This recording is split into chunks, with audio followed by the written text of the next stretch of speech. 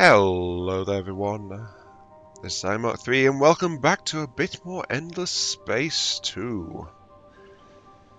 I did imply surviving the abyss might be the next video, but honestly the cold lingered a bit more than expected. My voice didn't recover as fast as I wanted, and so we're doing this instead, Endless Space 2. It's been a little bit since I last recorded Part 6 of Metal Bringer, and yeah, we're going to be cruising in space, just listening to the music. That's one of the things I've always liked about this game as well. It's like not just the presentation, the story being woven in, stuff like that. It's also like the graphics, the interface, and yeah, the music. Just chill vibes. This game has vibes.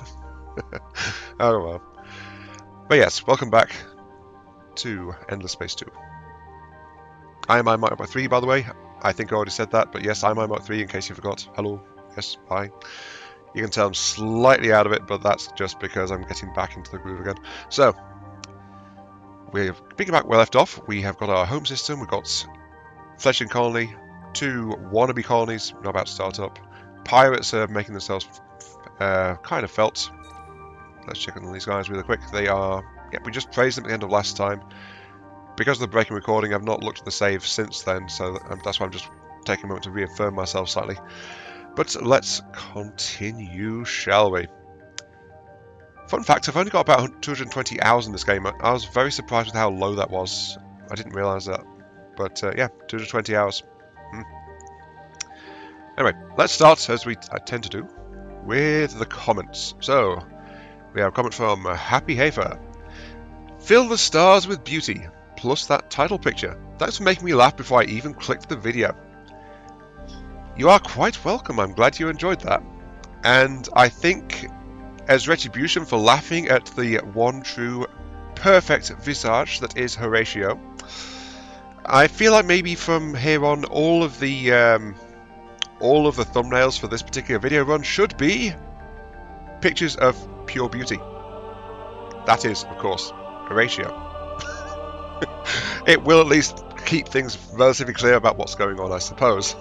So, yeah, I think I'm going to do that now, most likely. Continuing. I'm kind of surprised the hero ship don't look like Horatio.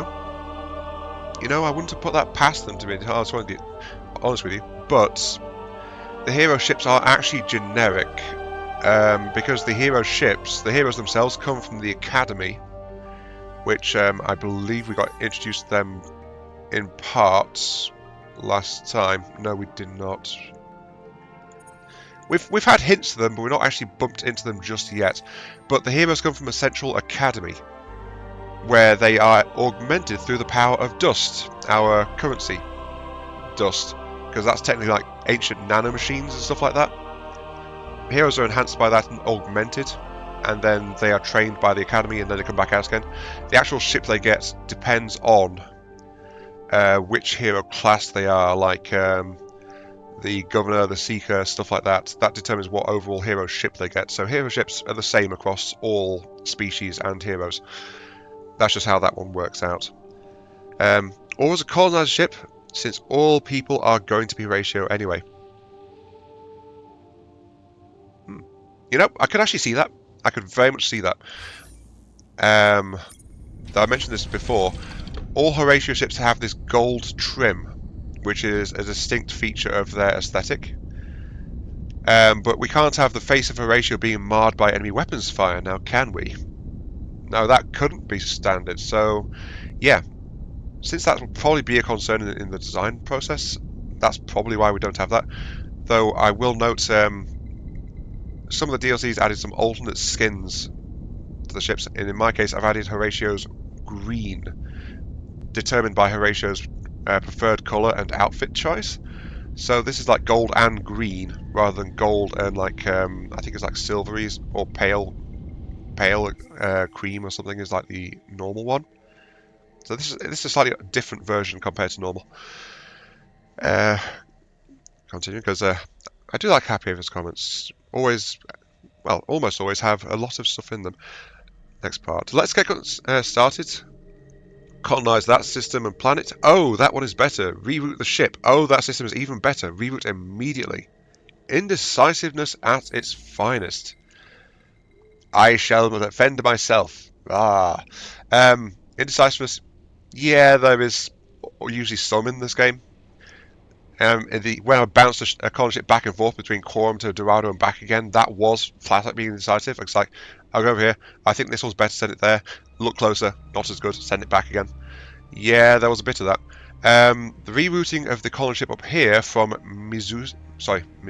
almost said that backwards. Muzis to Megres.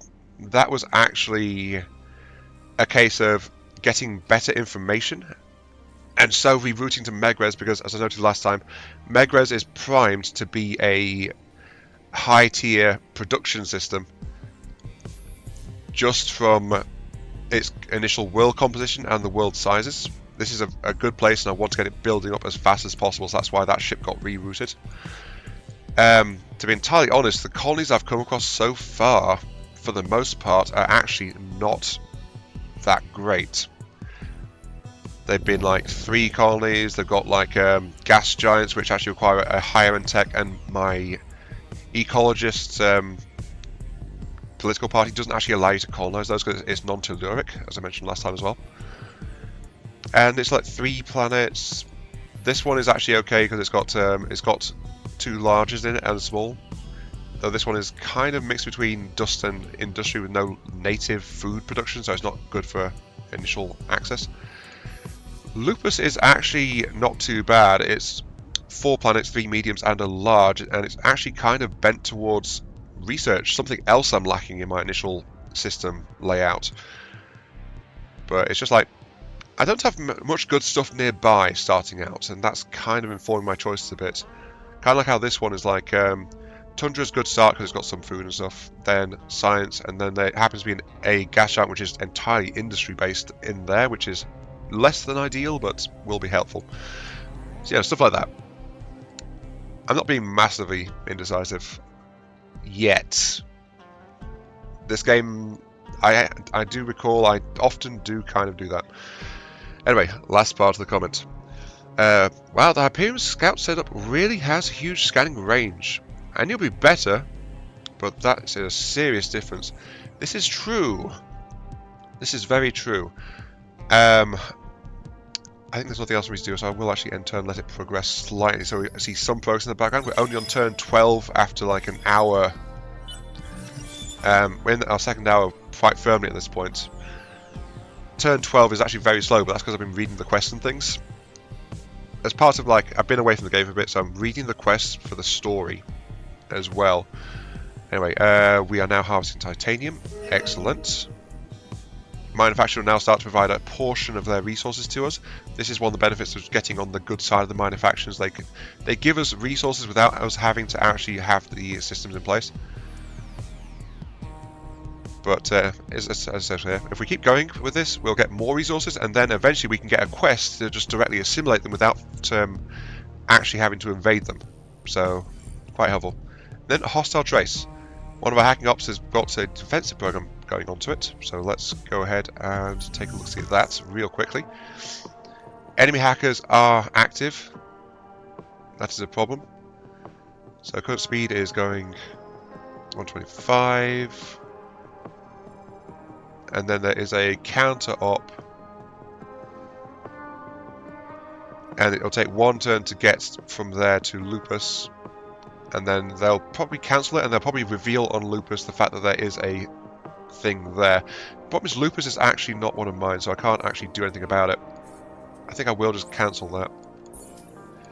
And I'll retry, this time coming from Pedro to Lupus to there. So it's going through Lupus rather than using Lupus specifically.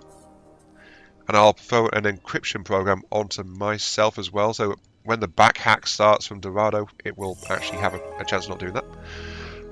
Okay. Deep constellator systems failed. Be the first to control at least 4 star systems in the same constellation. My slower colonization start kind of meant I didn't get this one, but I usually don't get this one anyway because I tend to specialize a bit more in my initial colonies. But as you see, first to have 4 systems, I would get something out of doing that. or I would have if I hadn't failed it. I am sorry, I got sidetracked slightly as I expected. Tell my ships to move around a little bit. Thank you. Right. So, 3 scouts on Horatio's colonizer. I mentioned that in the last part that there is some uniqueness in slot layouts between the different empires, and this is a case of one of them.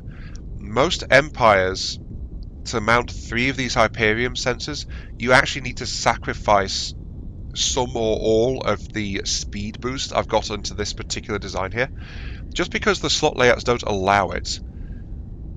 On the flip side, most races don't allow this particular configuration so easily, because you've got a slot which has to be a weapon.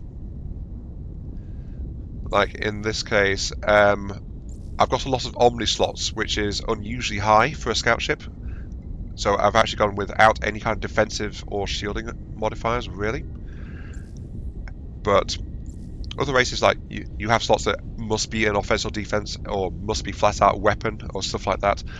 And that is just kind of how the ship designs differ a bit. Horatio just happens to be exceptional in terms of its general scouting. Most races can field at best, a 2-slot Hyperion. And sometimes it's better just to have a hero flat out carrying the Hyperion probes if you can get a good hero ship to carry them. So this is like unusually strong in most respects, at the cost of being like flat out indefensible.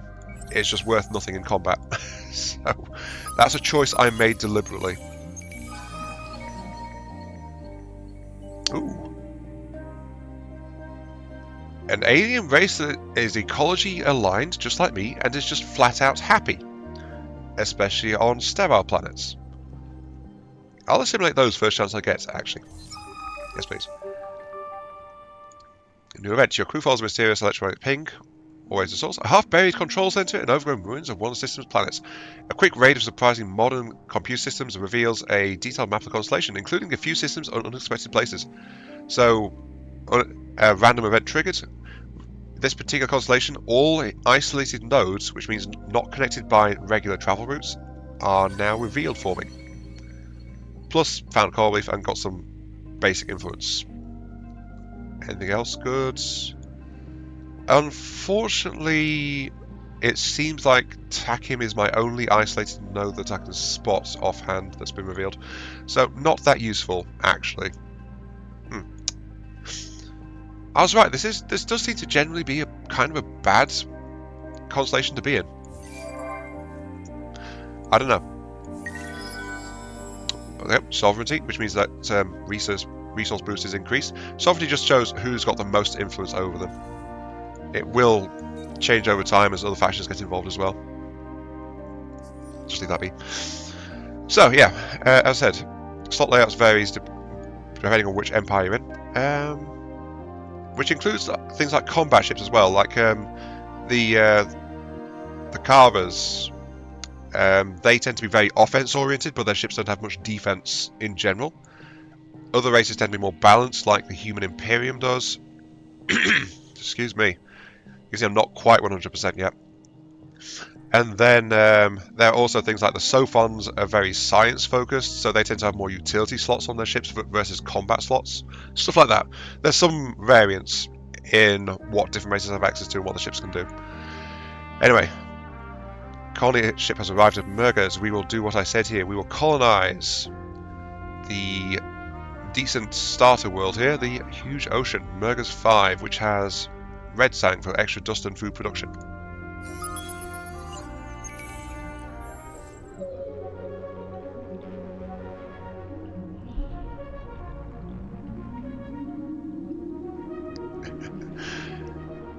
It's a very glowy deep sea, this, apparently.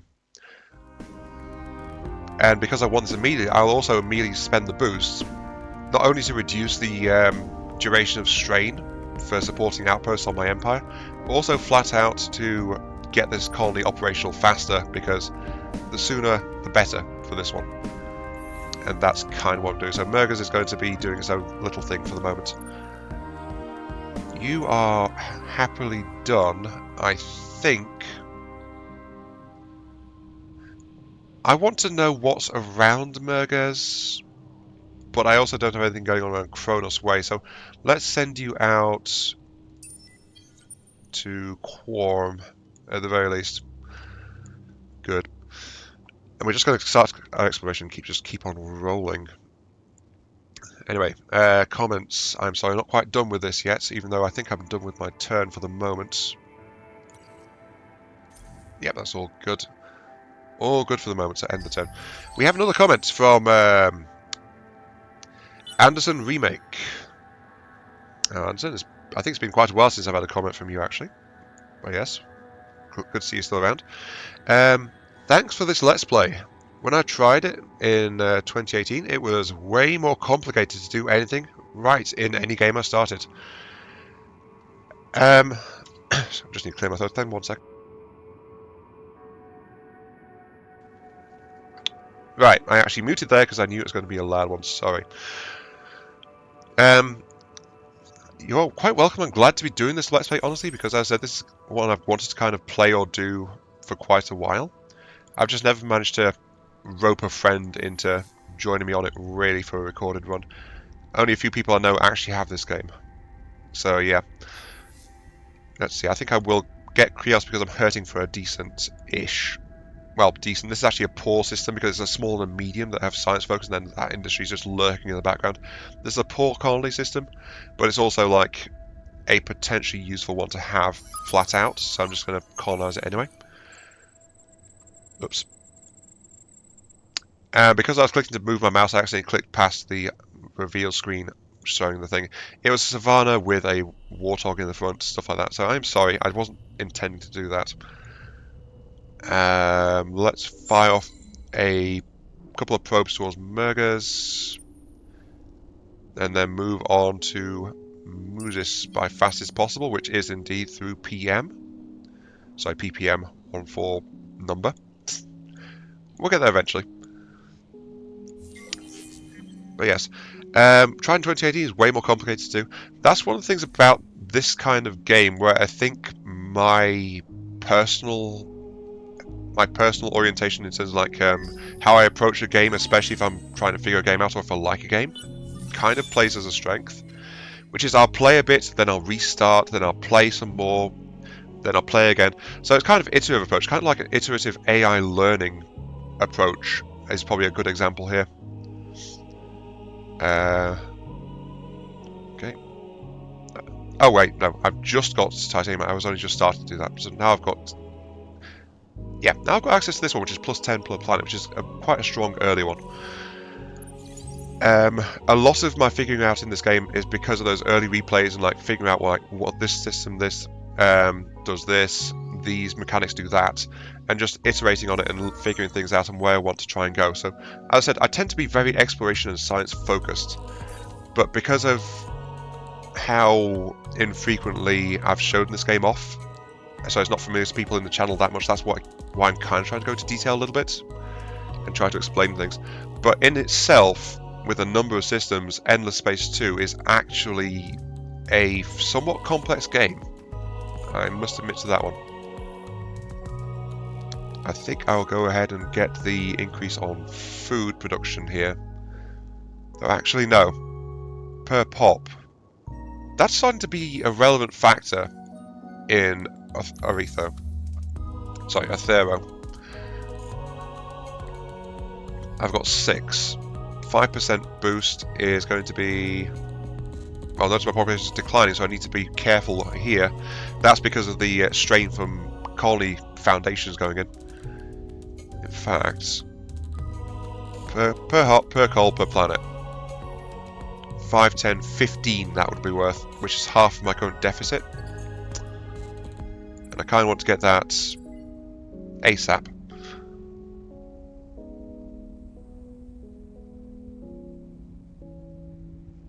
What's my best food output? Actually, 8 plus 6 is actually this one, I think.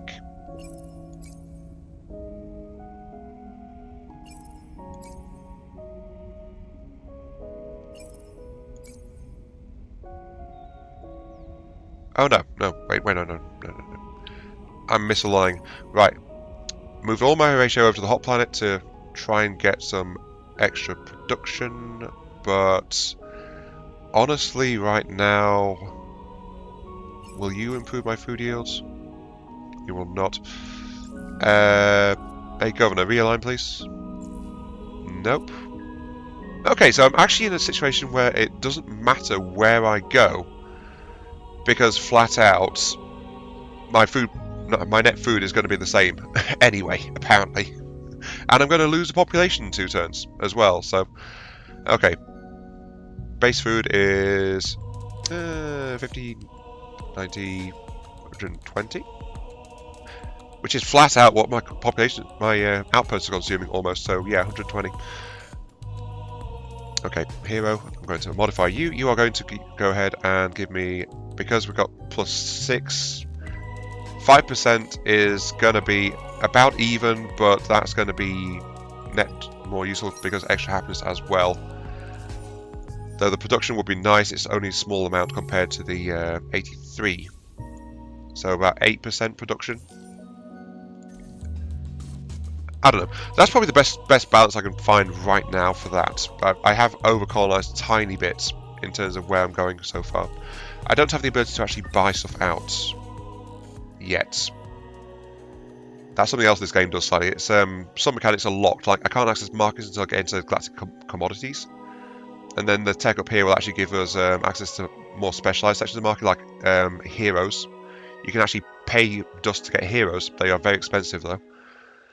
Or this one, which allows me to do a dust buyout. Same research time no matter what I do. Okay, sure. A dust buyout will allow me to spend dust to finish construction immediately of something. Potentially quite useful. Anyway, yeah. Continue on. Because there is something else I want to say to Anderson's comment, which is quite often games in this particular theatre I've noticed, especially 4X games, quite often they give like a basic overview, like here's a screen of text, read through it, and then that's your tutorial.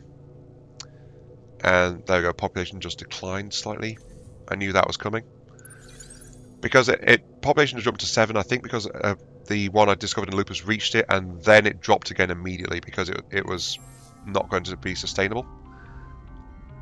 I didn't lose one of my unique races there, so I think that's okay for the most part. As you get some science. But yeah, quite often 4X games, they like, ooh, complex, ooh, simulation, it's like all that stuff, and they just don't do a very good job of like breaking people in. Ooh, +5 food on sterile. Quite a powerful one, that. Though the other one is poor soil, a purely negative anomaly. Well, that's why we scout things. Sometimes we even find things that are nice. But yeah, quite often 4X games like they try to show off the depth of simulation and it's like show you mid games like, oh, this stuff is doing this, this, and this, but they don't properly show people how to get there, or they trust people to figure it out on their own more often than not. So it's something this entire genre of games kind of suffers from to a lesser or greater extent. By the way, these are the actual food ships moving around, as you can see, carrying cargoes of food to various destinations. In this case, they automatically go to colonies. Worth noting, by the way, hostile ships and system blockades can actually intercept and destroy these if they move into a contested area, which then has a negative effect on the actual founding of the colonies that they were heading to, because food shipments don't arrive, colony growth is delayed, stuff like that. So colonizing in outright hostile areas or doing things like going past pirates that are actively blockading a system will negatively affect your colony growth quite massively in this game. So it's one of the other things to be aware of. Oh, something just pinged there for finding a solar nebula. +50 flat for dust. And if there's a fight there, if you survive the fight, well, actually no, this applies to both sides. Opposing fleets, extra experience for the fleet, and each command point worth of ships surviving gains dust because they just collect it by flying around in it, apparently. So this is a dust specific system, this one. But I'm not in a position to take any kind of advantage of that for quite some time. Saleable farms are up, good. Minus 99. Ouch. My food is doing very, very badly. I think I might have overcooked it slightly. Yeah, I think I've definitely overcooked it slightly in terms of like trying to do that. So I will go ahead and try to... Actually, if I put the ecologist into full force...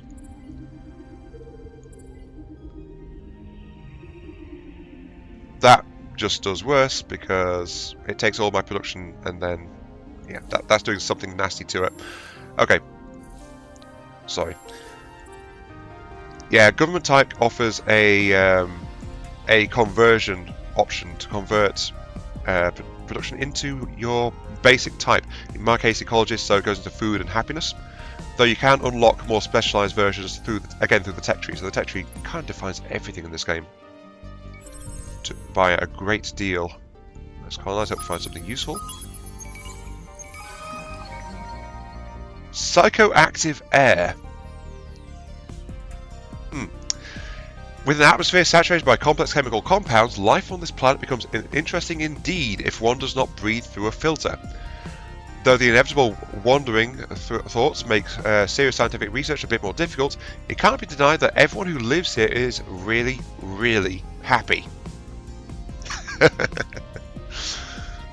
Yeah, -1 science output, but +1 dust output, and each pop generates +1 happiness. Also, I found a analyzer, Hyperion one, which is every enemy command point destroyed, get 20 research points. Though it can only be installed on support ships. Continuing. Another quest. Solar quest, Dust to Dust. In the midst of a small asteroid belt, your scouts have discovered a unique crystalline building, a fractal-like lattice whose sheer intricacy boggles the mind. As your probe stops to gather a tiny sample, a massive chunk crumbles off, rotating slowly in place. The sample has some very strange properties. It appears to have some sort of weak directional resonance, like a needle in an undetectable magnetic field. Your scientists have never seen anything like it. Your fleet has its orders, of course, but you wonder if diverting your mission to seek out the source of this strange crystal affecting field could prove profitable. With your scientists baffled, this is too good a chance to learn something potentially revolutionary. Even if it's out of the way, orbiting the asteroid field is the smart choice. So, send the fleet to the quest marker, and in return I'll get 30 titanium, which is not exactly important for me at the moment, but, you know. Anyway. Again, we've got some exiles. Plus food on Fertile. Also, War of the World's tripods. Apparently, from looking at the image there, and hadopelagic life, those that have adapted to the lightless environment at the bottom of the ocean and are tolerant of tremendous pressure. Not only a source of food, but provide useful scientific information on extremophilic life forms. Extremophiles, by the way, are life forms adapted to survive in extreme environments compared to the band of normal conditions where most life forms can survive to lesser or greater efficiency. So, extremophiles is not a word you come across that often in day-to-day life. +2 science, +1 food. Not too bad, that one. We also found the Fallen Gardens, a space graveyard. Oh wait, no, I think that's pop. No, that's telling me about the dust system. Space graveyard. Oh, that is huge, actually. You know this industry specialized system? We've got a +2 on this planet of production base, and the entire system, ships cost 5% less resources to make. Well, 5% less industry, rather. Still cost the same strategic resources, but 5% industry less. Especially as we get deeper in and we get bigger ships, that is a huge find, that. I'm so glad I was not indecisive at all and decided to come to Mergens. Yes. Okay. Let's continue on, though. We do need to start doing. We have found Ukdar. A ruins curiosity, industry focused. Okay. A desert, industry and dust. with a bit of food. And Ugdar 3, a mine industry major dust gas giant. I'm going to be colonising that place actually somewhat soon, because it's our first site of, I think, a generally dust specialised system. And yeah, the huge is not ideal because the population limits on gas giants is actually quite low, but the huge ash, we can convert that into a more dust specialised one. And we can actually do a bit of initial growth with the desert one as well. Let's pop out a couple more probes that way, and then we're exploring the outskirts of this particular side of the constellation with this ship, so that is our next port of call flat out. And we lost a Calamita. Okay. So the food situation is actually causing me to lose unique pops. That's less than ideal, honestly. But the negative food is a huge problem. What can I do to boost my growth rate to try and get this situation resolved? Oh, this one finishes next turn. So this one will stop drawing next turn. Good. This one is... Actually, I should check something real quick. 99. Did spending the dust on Mergers, which will now be colonised in 2 turns, by the way, did that affect my actual... Is it not free food? From the reaction, I think it's not free food.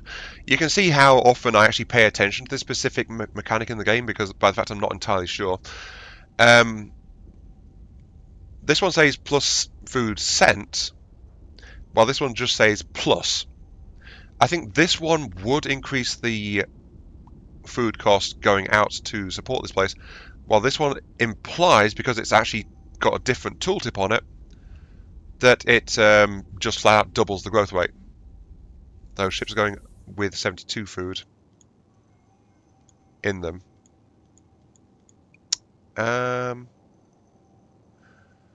Ghost is getting 60 food. 54 food to Mergers. That's the one that's about to finish up on Quorum. Yeah, that plus 100, I think it is actually a doubling, because the 71 is actually similar to the 64, 60. There's not really much difference in terms of the food shipments, as far as I can see, as what's being sent out. So yeah, plus 100% is just flat out a multiplier if I spend the dust on it. The nanomachines are turning into food, and then I'm feeding that nanomachine food to the people. Yeah, that's probably what's going on. Losing some unique races that I've been picking up through spare population is kind of painful, though. I did colonise a bit too aggressively for my means, I think. Keep on pushing forward, though. There we go. Quorum is now active. Minor civilization is now friendly. Hostile trace is now kicking in again. Yes. Though it's got to get to... Well, actually, 4 turns to finish that. And the hostile trace, I'm not... There should be a tooltip saying what's going on there. But we'll give it a turn anyway to sort itself out. Colonies systems colonizing Quorum. Very good. Get the... This is now self-sufficient because I've been going for foods producing worlds very specifically, which will help to spread the load from our starter world. Drone network because food and production. And then...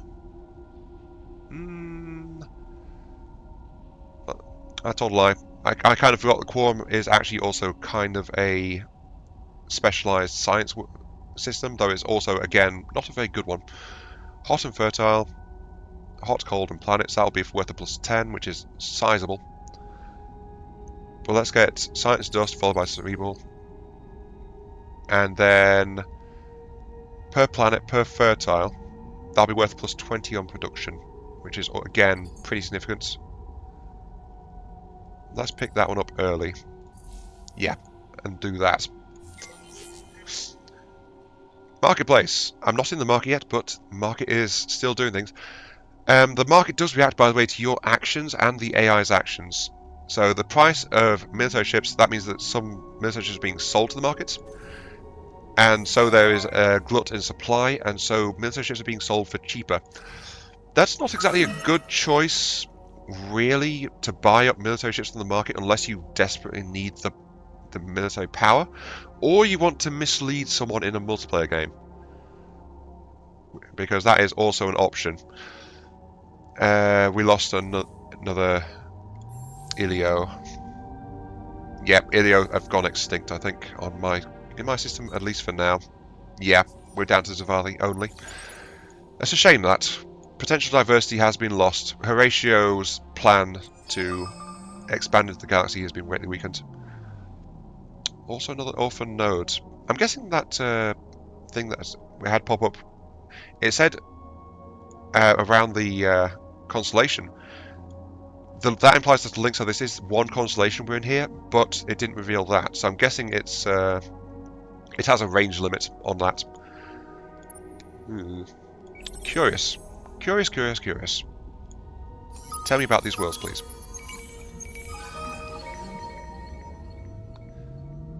Okay, we've got the honeycomb scope system upgrade, which is we just have to build it, and it gives +5 to vision range, which basically is our system's sensor range to view things nearby. Solar quest started. Foreign contaminant. Makes me think of Dead Space, that one, because whenever you get into a room where there's a surge of xenomorphs in it, and you have to kill them all to get out, it's always like, foreign contaminant. We're locking the doors. Good luck. Yeah.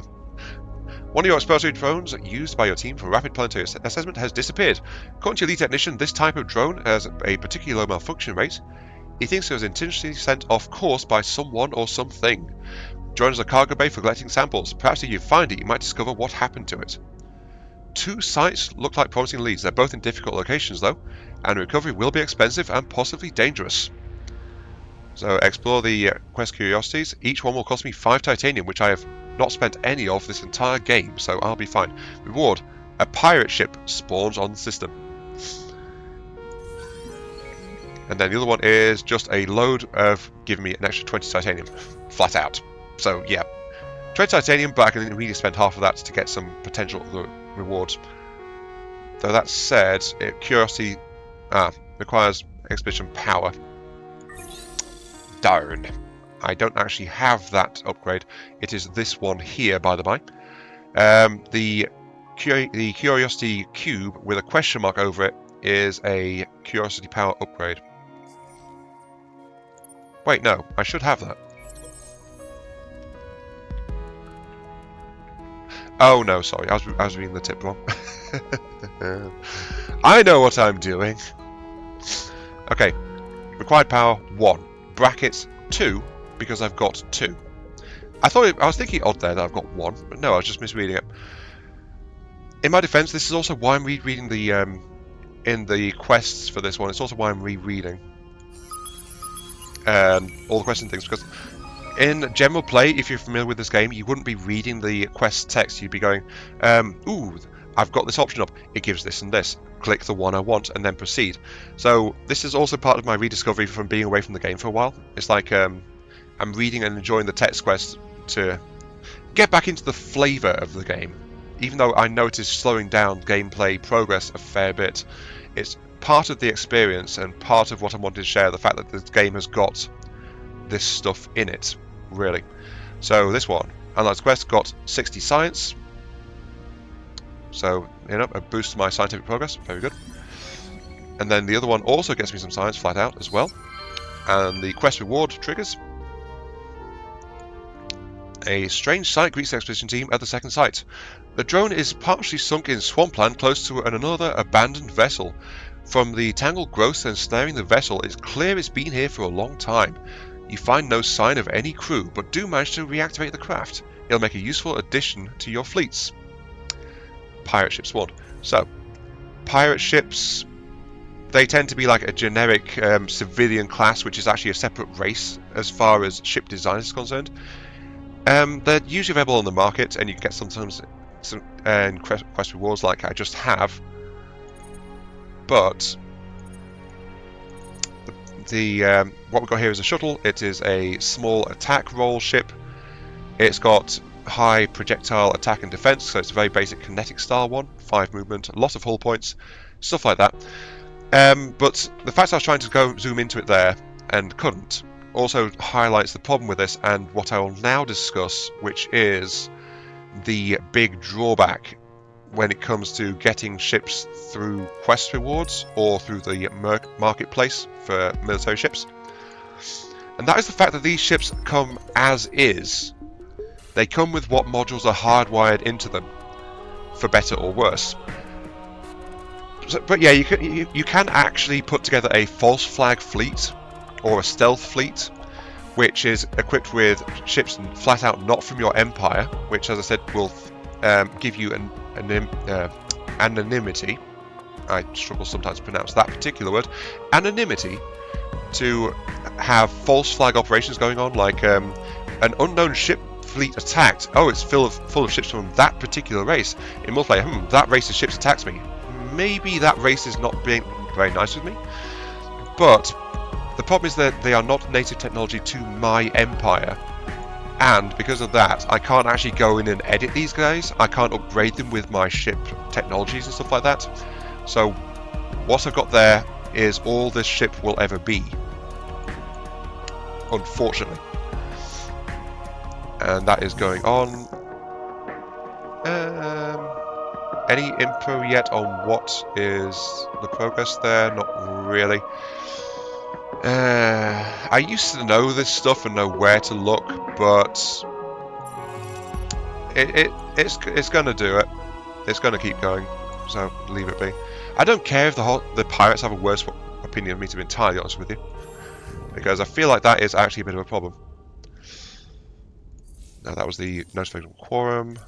That's good. We've discovered a black hole plus 50 flat science output. Though notice any fighting around here will halve the damage dealt by projectile weaponry. So yeah, an odd little place there. Revealer. I don't know what's out that way, so I will actually deploy the ship to go that way. But my rush to try and get my food situation sorted out has also kind of left me in a bad situation on my home worlds, and has delayed deployment of additional massively specialized production craft. Now if I do that, and if I prioritize production, what are you going to say? You're going to bump me over there. Does that help? In fact, it's a net loss of production. So as you can see here, the AI is helpful but not perfect. It doesn't take everything properly into account. That's why I never use it. Anyway, moving on. Yes. It's my turn.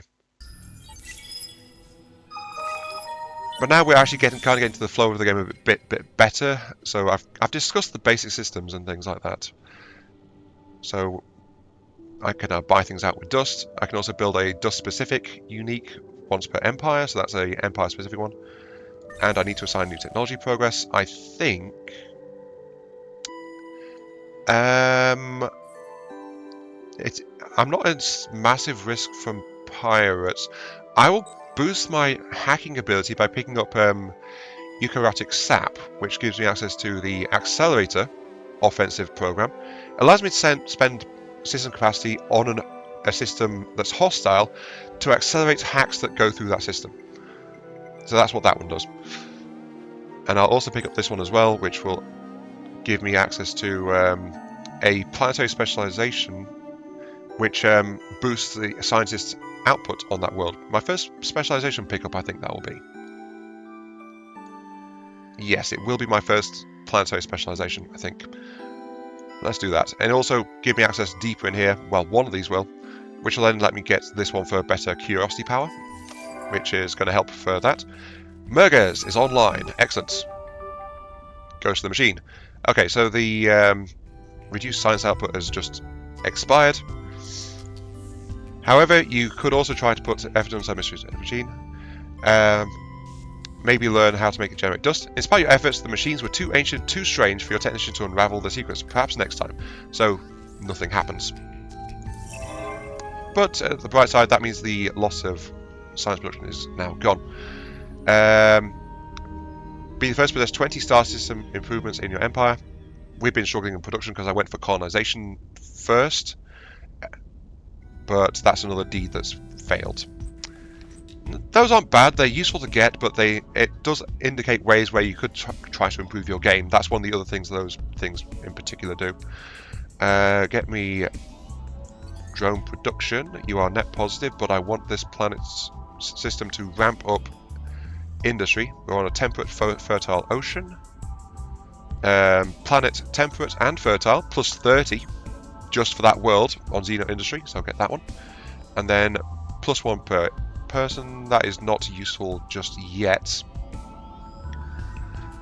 We don't actually have strategic resources that we've discovered in this place so far. So I think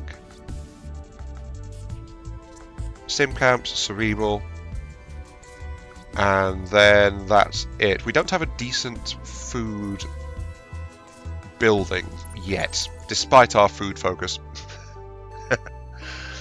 I know, it's going to be a thing. But if I have the raw dust, I could be buying out these ships immediately, but you see, it's like nearly 1,000 to buy one of these revealers. And it gets worse from there, so my dust income is not enough to sustain this kind of thing. It will help me rush things that are getting close to production, but that's about it for the moment. Also, because I've got the majority in terms of owned systems outright controlled, I've got control of this constellation. It turns out this constellation is actually plus 15% food. Where were you like 5 or 10 turns ago? I could have used your food output earlier, but we've got it now, so that's something. But that's constellation. I think that's a galactic modifier, actually, if I'm recalling correctly.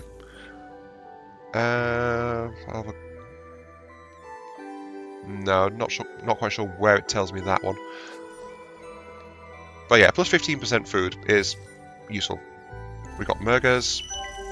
Ghost machine ended. That -5 per turn per system. Oops, I didn't quite pass that one last time, but I've been one system almost the entire time, so that's not too bad. It ended in failure, but you know, we try things, sometimes they even work. And we've also found a nebula, which is like plus 10 to a whole bunch of resources, if I can get site extracting from it. We've also found a couple of new systems. Let's see, we got Finis, a lava with odd atmosphere readings, an ash, 17,000 island bridge anomaly, okay, and cyberflora, a hybrid species that grew from dust-infected lichen. Near-industrial plants found thriving even in harshest conditions. Its beautiful glossy sheen and interesting biotechnical properties create both a stunning environment and a source of scientific knowledge. Food, science, and happiness per pop. As I said, dust is a leftover relic from the ancients, so it's a nanomachine, and in this case it's like biological adaptation has included it into this local plant life. And this one, natural ions that span gaps between planet's surface and space, hang in the darkness like glittering stepping stones. The source of the power that maintains the ions in position is unknown. Many speculate the endless technology is responsible. An extra 2 population slots on a small that is quite useful actually. It kind of effectively boosts the overall planet's class in terms of size, and plus 1 to all resource production per population. Nice. Then, of course, this is kind of like, again, industry-ish. That small technically counts, I think, as a medium. Oh no, it counts as a large. Yeah, that small is now effectively a large because of that steps anomaly on it. Fatia, huge gas giants, a large Arctic with long seasons, and another gas giant. A very unspecialized system, this. No decent food starting system, so it would be depending on food inputs. Bit of a bent naturally towards science and dust, with a solid foundation in industry, but that's about it. Not really that useful. Anyway, I think No, I've not quite got it yet, but the colonization text I've been getting, it's not just about unlocking unlocking the minus 25% penalty my government thing gets for allowing me to colonize the worlds without the specialized tech. It's also, when I get appropriate technologies, it starts to allow for terraforming to kick in as well. I think it's tied to the terraforming system too. There's magic population. I could splice these guys, but again, because of the food shortages, I've got not much pop overall. So I think flat out it's more useful to wait until I have something else. I regret deeply the loss of the sheer potential of the Xeno species I found, and then they starved to death after reaching my systems. It is quite unfortunate, that. Quite unfortunate. Going sap. Good. Done. Okay, right. So, next step. Solar Conquest. Solar Quest started. Vital statistics. Glad to sense this coming up, and although you have greater worries on your mind, you remember that one of your wisest advisors once said, the great leader is often judged not by his actions, but by the statistics he leaves behind. Perhaps it's worth investing a bit of effort to leave your mark in history, as the databases will remember it. So this is like, in 10 turns do this. In 10 turns stockpile 678 dust. In less than 10 turns generate 170 production, or 10 turns possess 2 ships with at least 334 offensive power. Note, by the way, these numbers, the turn tends to be static, but 2 ships of this power level, those numbers tend to adjust depending on how the galaxy is going, what your individual empire is doing, stuff like that. So this is like, I don't have this, or I shouldn't have this really given by the overall state of my empire, but the game is saying, hey, set yourself a goal, try and get this. I don't quite have this, but with a bit of focus I could get it, and that's the general idea. And then the Academy, I thought they'd already introduced themselves, yeah. Academy quest will end in 2 turns. We can have a look and see how that is going overall. Notice, by the way, this is dust, so if I was going for that, if I said on that solar quest, I'll do dust, and then it's like, oh hey, this is going on, maybe I should actually invest in this. No. I'd then immediately be counting against my other self-assigned priority. The Spear of Lysander might be the one I want to get. For a call, I said I'd go over this particular mechanic last episode when I got to this stage, because this is the deadline reminder. Okay, so ask for stuff. You invest, and as you can see, I can see where everyone else is. I've got 2 people who contribute like 335 dust each. Someone's a bit slightly behind in 3rd place, someone's behind in 4th place, and reorder these guys depending on what your priority would be. So, Spear of Lysander, you gain access to a council war fleet, essentially, which is a bunch of free combat ships. They are under your control. They can't invade systems, but they can fight space battles at your direction. Vault Keeper is access to all laws of an additional party of choice, with the exception of the super law, which is what you get for having the party in ruling authority. This is not super useful because it's like, it gives you access to an alternate set of laws for your empire, but you still have to implement those and pay influence costs associated with them. If your empire doesn't have much influence production going on, that is not super useful. And you're limited to the basic stuff anyway, so it's not worth digging a hole for yourself to try and get access to it. Legate has access to all minor faction boosts, and is more expensive to declare war against and declare crusade against an enemy. Legate, I'm not entirely sure about the purpose of it. Access to minor faction boosts, I think, is the one that means that minor factions like you more, or it's like minor races are more likely to be born in your empire. But declare a crusade against an enemy means you can take this enemy and say, hey, that empire over there is enemy number 1. Maybe people who heed the call, go poke those guys. Make them regret whatever they did to wrong you. That kind of thing. Librarian. Librarian access hidden information only available to the Academy, such as repetition of heroes in the galaxy and data on the state of other empires. So this will give you a more detailed breakdown of what other empires are doing, what their strengths and weaknesses are, and also where other heroes are and what they are getting up to in the empire at large. So I'll give you more information about the state of heroes and let you compare yourself to others in general. Now, if I don't contribute at all, I'll be locked out of any of these because, 5 empires are in the game. There are 4 posts. I think I will not dust commit to that just because, well, I'm not really super interested in doing so at the moment. I'd rather have my dust reserve available for my home activity, flat out, and or market activity and stuff like that. Speaking of, political survey, big shocker, I'm still fanatically ecologist. I was mentioning,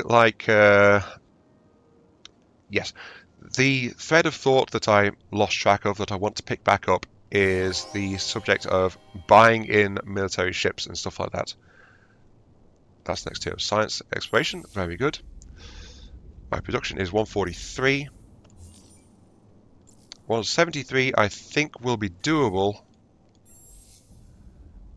Oh, actually no, it's not that doable because this system has just kicked in with the industry production upgrade, so I need to actually find a way to boost production further. The other colonies can't really compare to it, so that might be a bad one.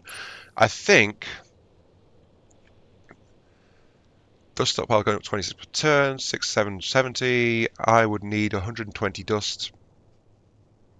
I'd get that in like 5 turns if I don't spend any dust, honestly. Let's go ahead and pick that one up.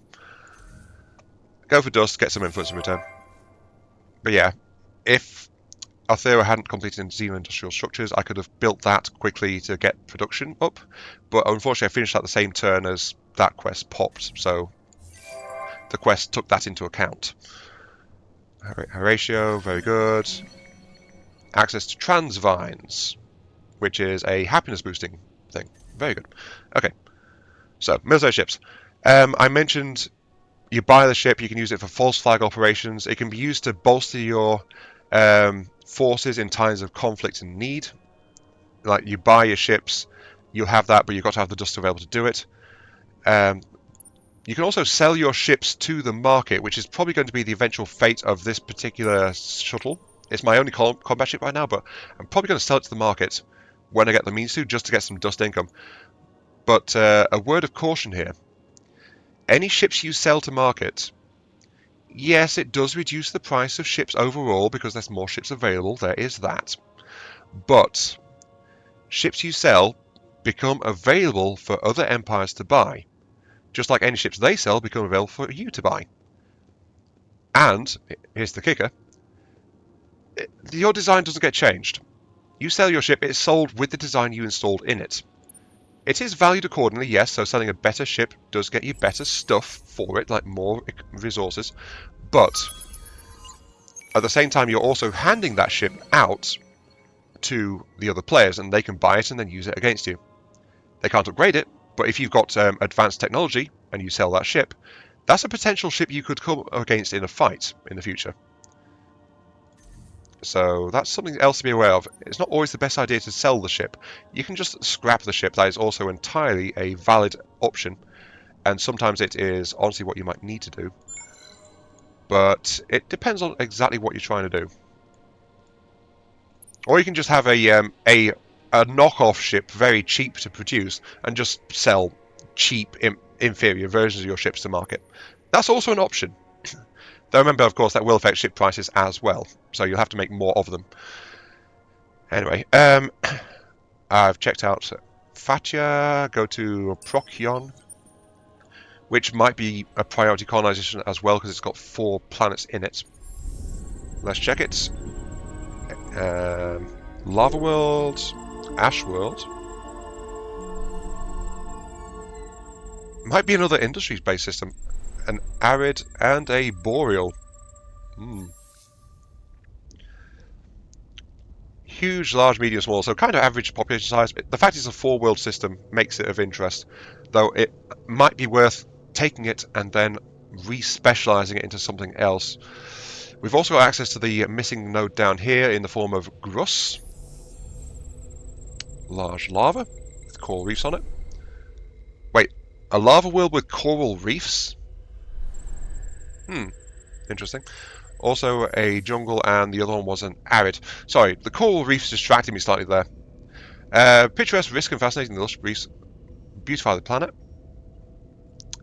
Provide resources of food and are of interest to tourists once they have been declared either non-lethal or partially lethal. Given the coral reefs are on a lava world, I am not sure about the non-lethal or partially lethal classification system there, to be entirely honest with you guys. But hey, it's +2 food and happiness on a otherwise 0 food and happiness reducing world. So,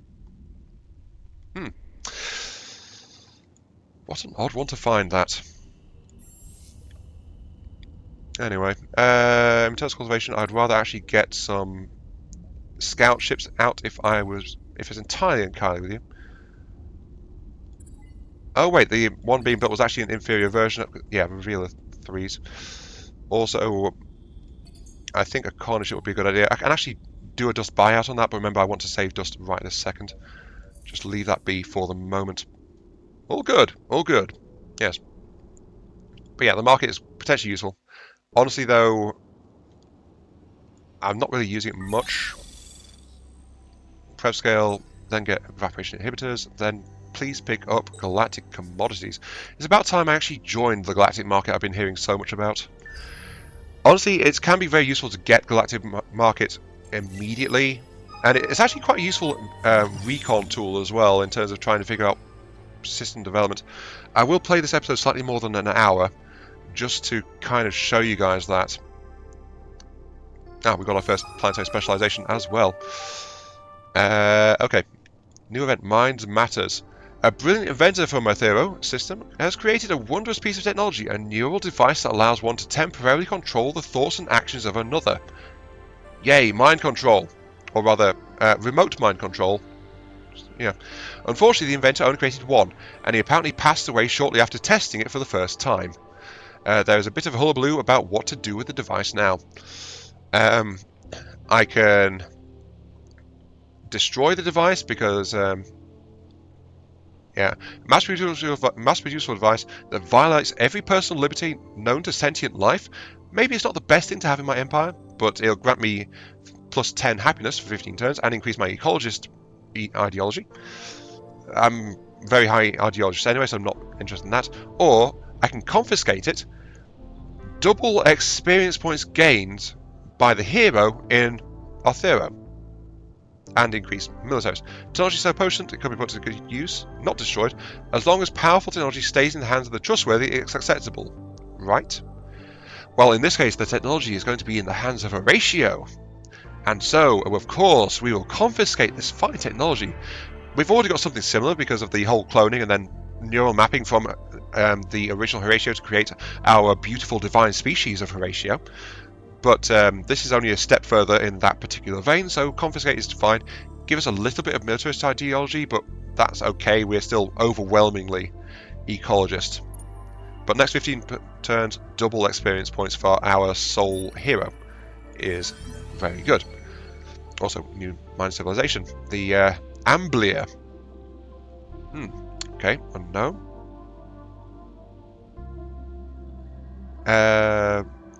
Faction trait is +40 dust per strategic deposit in the systems. Oh, that is actually very good.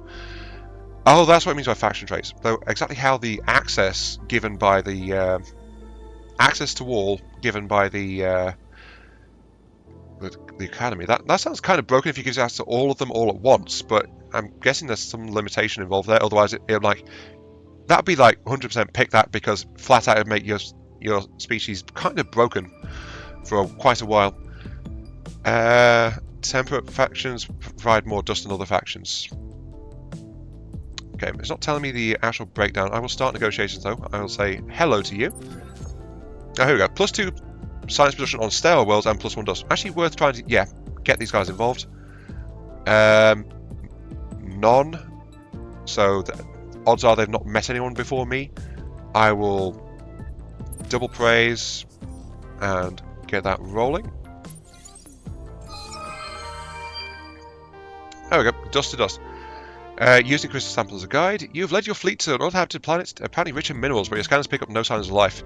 Your team sets up a temporary camp on the surface, taking the opportunity to gather some potentially useful resources. Smaller group makes an exploratory sweep. Plus 30 to minerals. Very good, very good.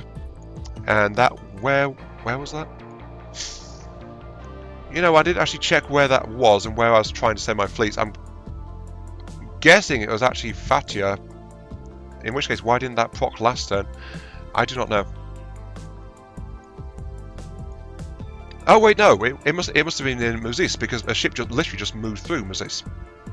Yeah, I think it was Muzis. On the other hand, I got some Zavali and I got some other things. So Zavali is still growing. I regret the loss of the other ones, but I will take this because it's my election. Ecologists are going to win. They will become upgraded. It gives you a general breakdown of systems because it does actually track like overall population and what the things are. So as you can see, ecologists are still winning out overall, though a little bit of militarists won't affect me too much. But others are making some ground based on choices and what the systems are building and stuff like that. So that's affecting me over time, as you can see just there. Ecologists are now established, which is good and bad. Why do I say that? Well, first off, I can create a backdoor in the system, or I can just say, you know what, I falsify some logs, improve relations with the pirates, maybe. Sabotage their supplies, which is delays the next pirate fleet coming out. Yeah, sorry, I should mention. With hacked the pirate system, I can create a backdoor to use as a launch point and to help speed incoming operations. Sabotage, as I said, it slows down the next pirate fleet and makes enemy pirate reinforcements generate more slowly because they track that for like pirate assault troops and stuff. Falsify logs to improve the relationships with them. I've not actually talked to these guys, but I could. I'll show that to you in a second, actually. I can eavesdrop on them, which cuts the cost of being diplomatic with them by 50% by hacking into their pirate HR systems. It says in brackets that even pirates have bureaucracies, yes. Or I can hack their auto-droids and steal some of the pirate layers' resources. Pirate layers, by the way, level up over time, and the fleets they produce also get stronger over time. So this is like, do I want to try and be nice to them and have a pocket pirate force in my area? Do I want to sabotage them and make them less prolific? Do I want to hack them and just get some resources out of this? There are some other options here, which again I could have used against the neutral factions as well, so for some similar kinds of effects. But in this case, I think I'm not really militarized myself at all. I don't have forces at all, so I will go ahead and falsify some logs, I think. Make them... Actually, no, that's a flat boost, and this is like makes it easy to boost them over time. Let's go for... Oh no, it says E3 turns. Let's go for the flat boost, sure. So I'm not planning to talk with them soon. But if I go to this... What can I do for you? Yeah. Poor. I've not been killing their fleets, so it's not been going down much. And as you see, this is their progression, their overall next fleet, stuff like that. I could actually support them, makes them happier, but also means that their fleets their power ramps up more quickly. Covertly sabotage them. Anonymous sabotage, so the next fleet is weaker, so they don't gain as much power. I can buy a pirate mark for dust. Buy a mark and put a contract on another Empire systems, and this means I can tell the pirates, hey, that's a juicy target, go over there and have fun. The other Empire can then enjoy the attacks, or they can actually then pay off the pirates with even more dust to say, no, here you go, have these money, please leave us alone now. But yeah, this is the pirates. Their representative is like four-armed, he's got multiple gold medallions, bullets, big looking gun with a massive armrest support on it, 4 eyes for extra accuracy, and he's holding there a broken Sophon helmet, actually. I'm not sure what he's standing on. I think there's a briefcase of money, so yeah, very mercantile, very aggressive kind of peoples, this, if you want to try and deal with them. It can be quite helpful to try to. But the fact I've gotten to poor means that I think I'm actually past the threshold where they outright attack me and my ships on sight. So that hacking choice was actually well worth it, I think. Now then, I will go ahead and set up a new hack from Lupus. 10 turns to get to Izar. If I go from Magres, it'll take me 9 turns. I'll go from Lupus. Yes. Yes, it's going through the Lupus node. But remember, I picked up Accelerator.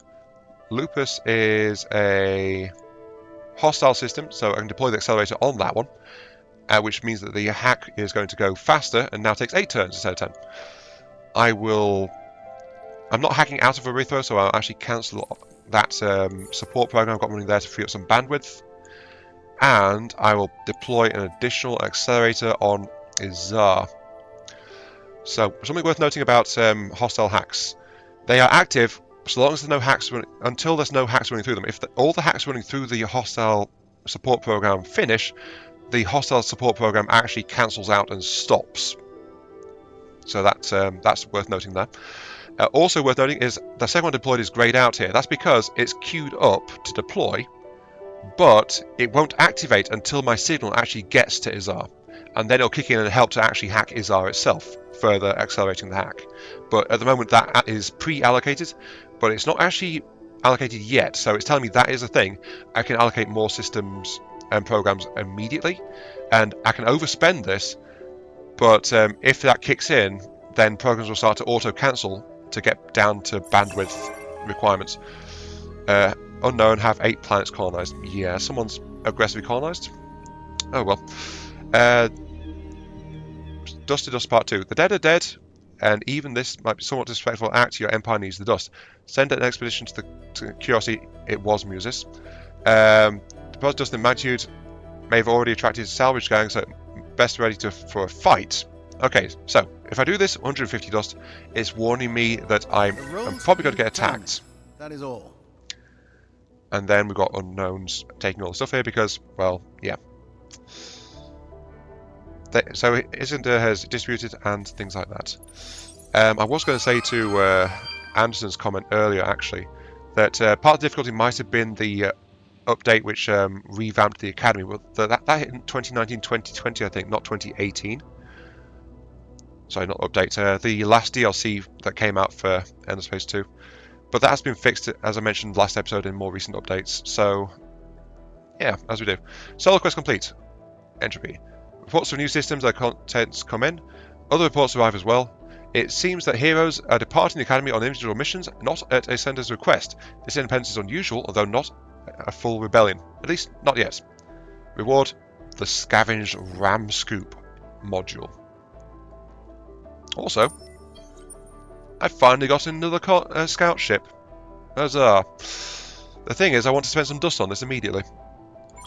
So create a new fleet out of that. How close am I to actually finishing that quest, though? Statistics. 670. 613. Actually, I've just got access to the market, haven't I? Not quite yet. Not quite yet. I'll have... Let's redivert that one to 2 turns to get access to the market. We'll proceed here. Yes, you're good. Horatio is increasing. Yes. Hero leveled up. Yes. Give me... in this case, give me food and production.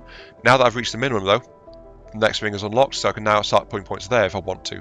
Though I can still continue to put points in the first tier, and it'll still continue to progress the overall thing. Worth noting, I've put a point into a command skill, which it says is fleets and winning battles. Have I? Have I? I don't think I have. I've only invested 3 points. Sorry, this will be 4 points in here. That implies that it counts as like a base skill or something, I'm guessing. Anyway, I'll apply that to boosting the overall output of all poppers in the system. Very good. And I will commit some redesigns. Beautifier. Also worth noting, we have since unlocked the Hyperium engines, which is the special version of the basic warp drive using Hyperium. That also useful resource. I told you I like Hyperium. In this case, it provides 4 movement points instead of 3, and in combat, the ships get 3.5% to evasion, which is quite nice. However, we've also picked up just now the ram scoops. 3 points, same as the base module, but 25% increased distance travelled per movement point. So, if I install those, we've got 9 movement points, but each of those is worth now plus 50% distance covered. So that is, what, 13.5 movement now? But if I installed these guys, I'd have 11. And I would have 7% evasion, but yeah. In terms of like moving ships around the galaxy and no combat considerations, ram scoops are a very helpful thing. Or they're also very useful if you have a ship where you want to just have one speed boosting module. Combat ships are actually a very good example of this because in general, ship base speed is on the lower side. So having even one speed module is very helpful. And a ram scoop is an especially good solo module because of that 25% boost it will give to, as I mentioned last time, the points provided by modules, and also the points provided by just flat out the ship's basic hull. So apply to that one. So there we go, we've got updated versions. Now the problem is to upgrade this guy. Let me access the ship, please. Thank you, I was misclicking a little bit. 48. That's actually not too bad. I will invest in that immediately. So now we've got that guy going out. And honestly, this one up here, I'm thinking send it to NGC and then just recall it to Mergres. Actually, no, just flat out recall it to Mergres because any friendly system can do the refit.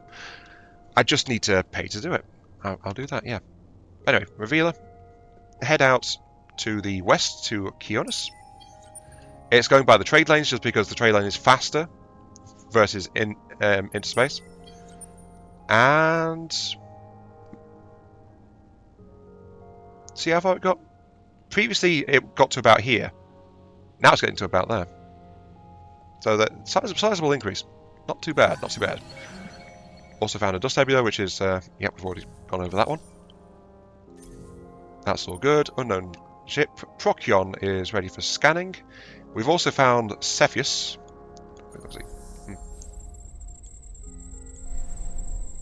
Ice, Baron, gas giant. Again, an outlying production gas giant. I've seen a lot of those this game actually, but mostly ice. So again, mostly a science focus with a bit of outlying industrial capability. Slightly odd, but that's okay. Anyway, Procyon, I want to scout you and find out useful things, pretty please.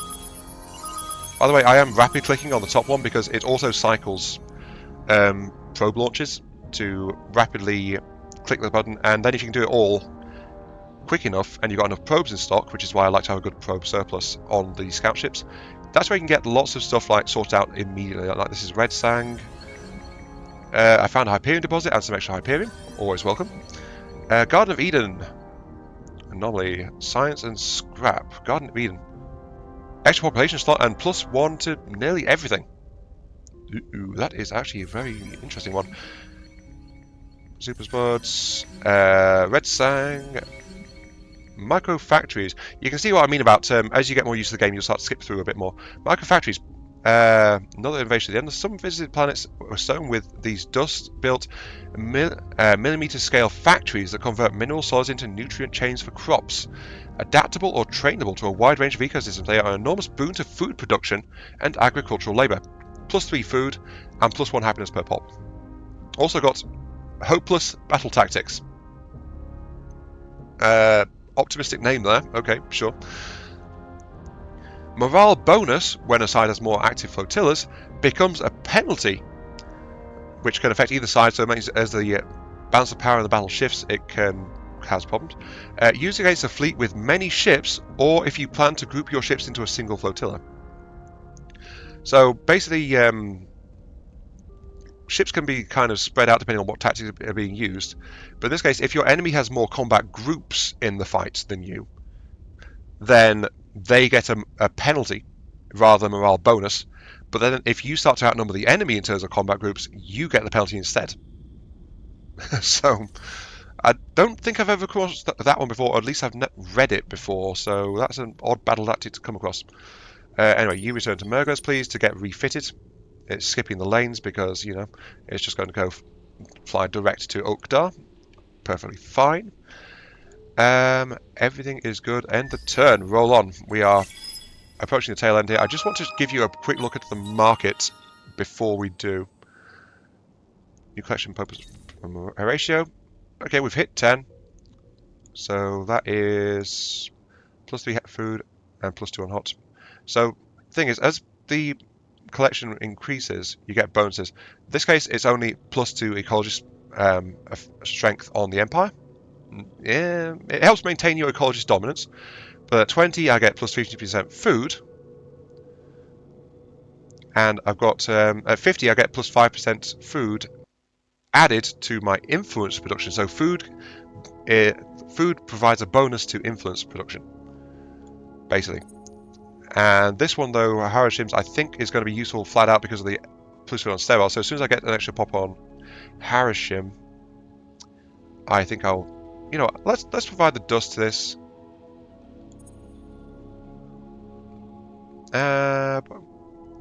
So more likely to get it, but it also increases the actual modifier as well. So that's why it's worth kind of doing that sometimes.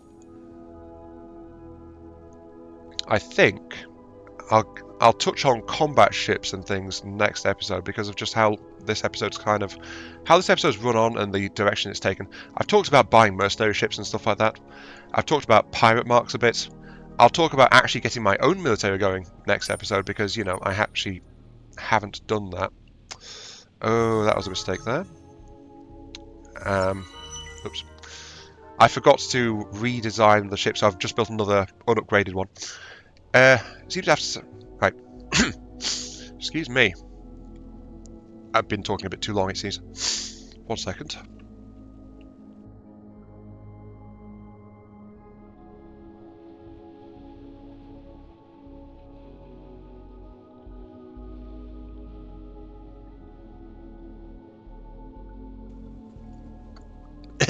Alright. Excuse me. Okay. Yeah, I'm getting too invested in the game, so I'm actually overrunning because of just being like, I want to do this. I want one more turn. End the space to like many turn-based games that I find any good, compelling turn-based games often have the symptom of one more turn. It's a meme popularized in general by Civilization, I think. Anyway. It seems that after centuries of study, Lysander is finally coming close to unlocking key mysteries in the history of the Lost. As close to his goal, he has become distracted and vague. He has time for little else than his lifelong obsession. Lysander, by the way, is the leader of the Academy, the place that trains heroes. Submitting to his sessions, however, has left his organization adrift and unguided. The result is that some heroes no longer feel the need to obey his orders, while others simply forget to ask for his permission. As the mystery of the turmoil is resolved, that of the unclaimed places becomes much clearer as well. You have learned that some of the hero fraternities view the unique planets, which sadly we've not actually come across yet in this game. I would have mentioned it if we had, but we've not seen any, which is, again, we've been slightly unlucky in the Galaxy generation this time out. You can provide anybody's treasure, first come, first served. Beneath the serenity of the Great Void, a race is heating up to discover and exploit the enormous riches and power that these planets represent. Some view them as resources to be strip-mined, others view them as historical sites to be studied. Which one are you? Okay, so unique planets. You know how we've got generic planets like Ash, Volcanic, Arpeggio, Ocean, stuff like that? There are also some unique versions for each of those planetary categories, and they offer more powerful resource generation in general, and they also tend to offer sizable boosts to influence production as well, to a less or greater extent depending on which world it is. They also tend to be uniform in size, so they are like singular entities found in each game. They might be here, they might not, depending on RNG, but the fact we've not found any in our exploration so far is a bit unfortunate. Now notice there's another option here. Compare. Use probes and ships with exploration tools to explore curiosities, to investigate, which will give me another option if I was a Sophon or Volta Empire, which is two of the other races, the two science-focused races, to be specific. I'm not, so singular. Colonize or create outposts on 2 unique planets in less than 15 turns. I've got... Wait, what? 2 unique planets. Have I found a unique planet? I don't think I have. But if I do that, I get access to a additional hero. Oh, I know what I've done. I know what I've done.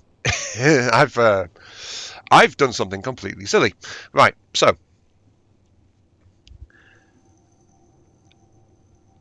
establish an outpost. Sorry, colonize or create an outpost. This wants me to, in this term, unique applies to something else. Unique in this case refers to unique instances. I've got a colony currently in progress. Sorry, an outpost. So that's why it's counting 1 out of 2. And then when that advances to planet, it'll still count as that 1 out of 2. I just need to colonize or do that to another one. So yeah, Richard, best to keep them out of the hands of the powerful spin factions of the Academy. Yes. New event, babies not booms.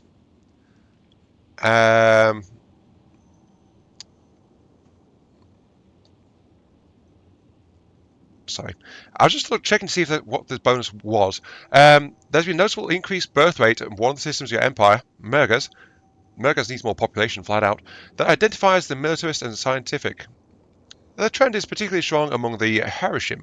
Why? Your advisors say it's a cultural response to the instability of genetic warfare. While lead analyst claims it's a reaction to the prosperity of peace. Perhaps no one really knows. Yeah, it sounds like that. But scientific result, we grow flat out and we just get 1 extra pop for our Harishims on Mergas. Also found new civilization, the attacking in. Okay. They are not known to anyone. They are militarists. And they help in replenishing our empire's reserves of army forces. So that's kind of what they do. Absorb this to get swarming infantry, which ground troops have more morale. And warmongers, factions, provide more population. Sorry, more troops, rather. First contact, I'll say hello. I'm not super invested in you guys, but that's okay. Though also worth noting, actually, I should. Sometimes unique factions have unique options. In this case, because it's militarist one, train foreign corps. Using a unit population from this minor civilization systems, train a task force you'll be able to use as mercenaries. So I've not been showing that one actually, like minor civilization bonuses.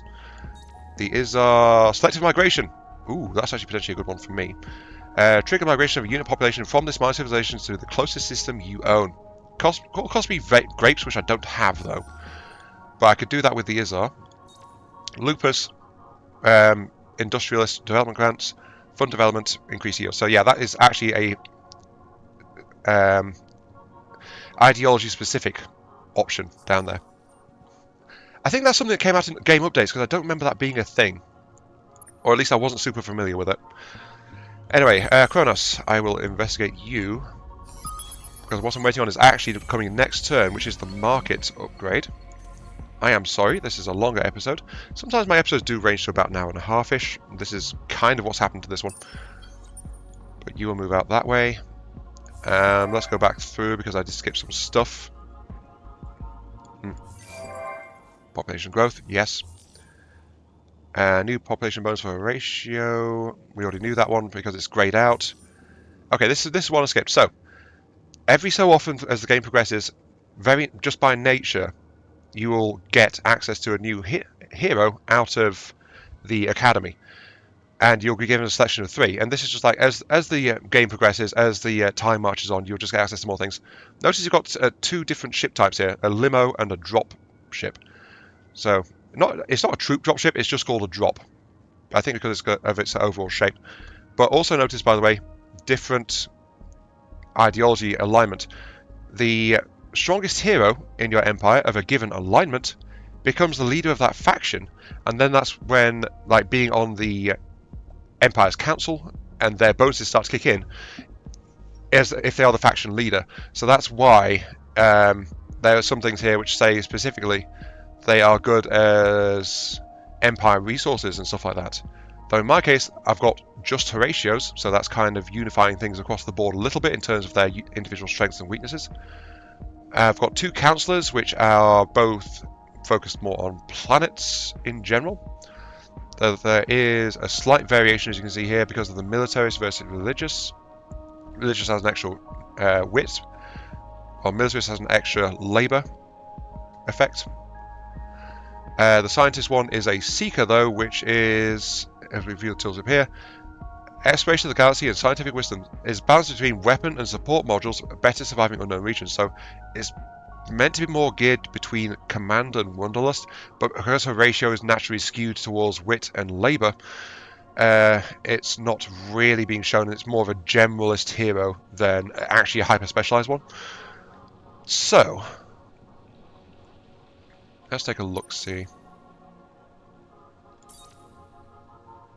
In general, on system, minus... Oh, we found another one. Minus 5% ship cost. Also now know where to look for that additional effect on the other one. But as we can see here, +1 happiness per original system on Empire. So that was actually the extra skill that I wasn't sure about last time I was looking at our original hero. 5% military production cost reduction. My guy, Solario Dominus 63, you are my new hero. Welcome to the vault. I want you for your ability to scrimp and scrape and make my ships cheaper. Please and thank you. Don't worry, this will apply. I'll probably touch on this again when we get to, when we get to next episode and I talk about military.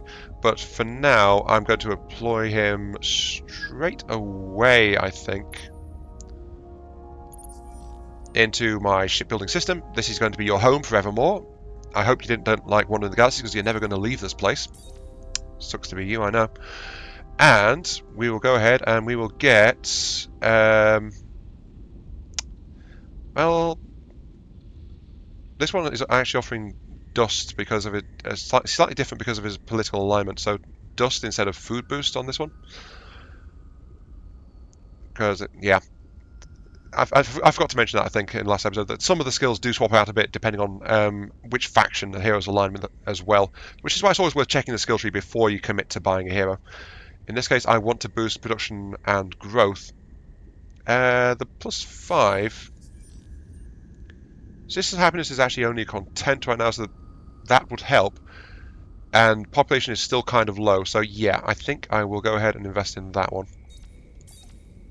I'll go ahead and invest in +5 happiness rating and plus percentage food growth, just to help the system get on its feet a bit faster, and also be a bit happier in general. Because, got to go do that. Also, 20% explored. This is making progress towards another one of those milestone achievements. So all other empires will have got a notice just now saying, hey, some other person has reached 20% galactic exploration. Maybe you guys should actually shake the lead out and start exploring faster. Hint, hint.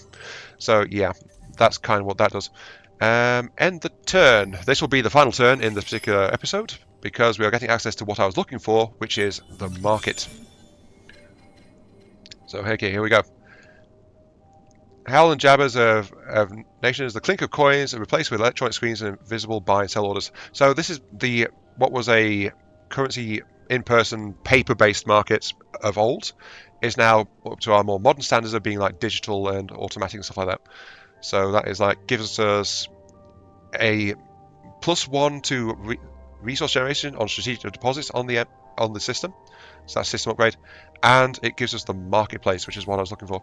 It doesn't give us full access to the marketplace, I must note, because that is actually locked behind impactless sites, which gives us, I think it's this one here, yeah, opens access to mercenaries and heroes through the marketplace. So it's only semi-functional right now, but it's better than nothing. And part of the reason I did it is because it will also let us actually really quickly knock out, if we choose to do so, our current quest of vital statistics, which I'll pin, so we got it at the top. 6 turns have 678. Market, that's now child's play. So the marketplace, this tab here, we can see the trend in terms of prices, we can see the resources available to buy and sell. Ships and heroes are the ones that are currently locked behind that extra tech I just pointed out, but we have gained access to strategics and luxuries, and we can buy and sell anything we've got here, which includes the ability to buy and sell things we have not yet discovered. And why is this important? This is important because, well, I've not actually discovered, looking around, some of the resources that are available in the market, so now I know for sure some empires have actually unlocked access to antimatter and adamantium in terms of strategic resources. We are actually on the cusp of actually getting that as well, because we're about to upgrade our scientific exploration to the point where we can do that. But someone's already got there, so we know that. But luxuries, we can sell our excess resources for cash. It'll affect trade price. Notice there's been some big sell-offs going on in some points in the history. So titanium is not worth very much right now. It's only worth 1 dust each. We wouldn't get much for that. But luxuries, we can see what we've got here. We've got what we've got in stock, mostly from deposits we've been finding, though we are harvesting red sang. We know of these two because we've unlocked them through tech, but we've all through nodes. But we've not actually got our hands on any, and then the rest we don't know about. Why is this a thing? If we go into luxuries, there's more here than what I've got there. So I can actually go ahead and unlock these by buying a single unit of the ones that I don't know, and it'll get them into my knowledge base. So I can use this to rapidly expand my knowledge of what's out there. Not complete knowledge, but it will help.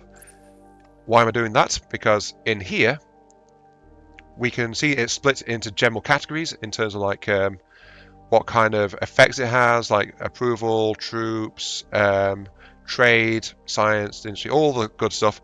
We can also see the galactic breakdown. We've only got tier 1s for everything and tier 2s in a few of them. Resources actually appear in up to tier 3. But either they've not been discovered yet or our galaxy just flat out doesn't have them. I don't know. But the thing I'm points to here as the last thing I'm going to really talk about in this episode, I'm sorry, I know it takes me a bit, is system upgrades. I can assign components in terms of a resource cost to upgrade the tier of a system, and this in turn will affect a few things. Notice there are some skills and industries that scale based on system tier. All tiers start out as tier 1.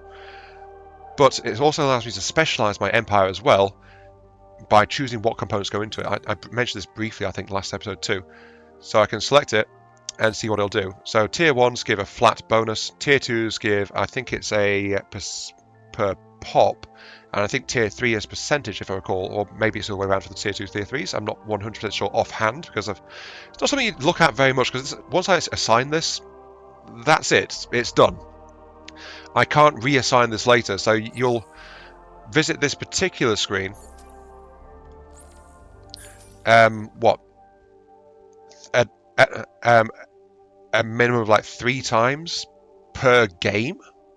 So it's not something you look at very often. But this is also why I waited until I had the marketplace to mention it. So, Transvines we know about, Superstores we know, Red Sang we know, Jedonics we do not know. Pick one of you up. And now got Jedonics, and that has now appeared in the resource list for the system upgrade. So now we actually know what we can do with it.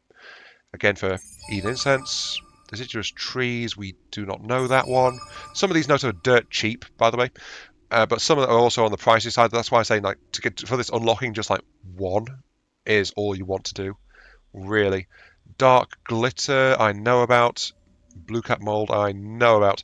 Okay, so what's on the market right now? I have now got full access to. There are some things out there which aren't known yet, but we now know about those, so that's all good. Now if I go back to resources, I can now choose those as my options, though worth noting is every time I do an upgrade on the system, it will cost the resource in this quantity, and so I can't do the system upgrade to tier 2 if I assign this, ever, unless I have X amount of that resource in stock. In my case, because I want to focus on my growth, because that's been struggling, so I'm actually behind the curve, I think, I want to use the resource I'm actually harvesting right now, red sang, to give a flat plus 60 to the food production on the system. Yeah. A level 2 modernization, 25 red sang, a flat plus 60 to food production.